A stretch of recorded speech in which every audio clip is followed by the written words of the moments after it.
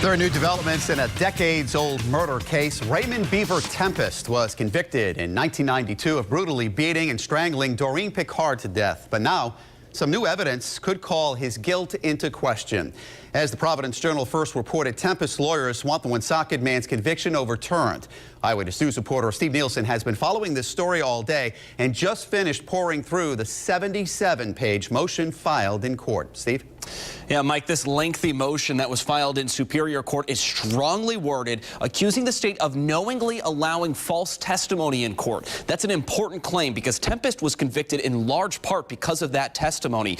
But even more significant, they say DNA proves he's an innocent man. Eyewitness News was there right from the beginning. 1982, Doreen Picard was brutally beaten with a heavy pipe in this Woonsocket basement. For 10 years, it was unsolved until Raymond Beaver Tempest was convicted in 1992. He's maintained his innocence while serving time for the murder.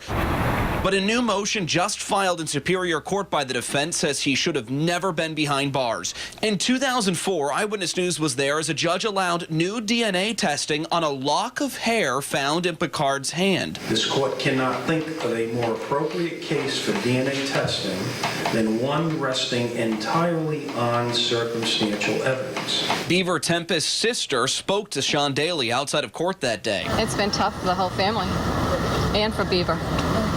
He is innocent. The state argued in the original trial the hair belonged to Tempest, and it was proof he did it.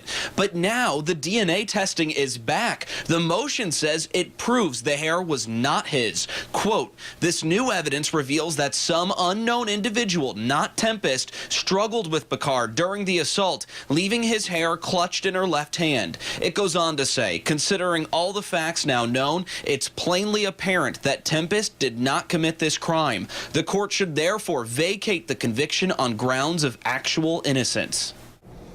Now, Amy Kemp, a spokesperson for the Attorney General's office, says there'd be no other comment on the motion other than this that you're looking at. Tempest was found guilty by a jury based on an overwhelming amount of evidence, independent of DNA, including several witnesses who testified that the defendant admitted murdering Doreen Picard.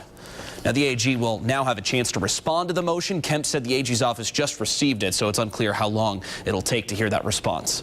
I'm Steve Nielsen, Eyewitness News.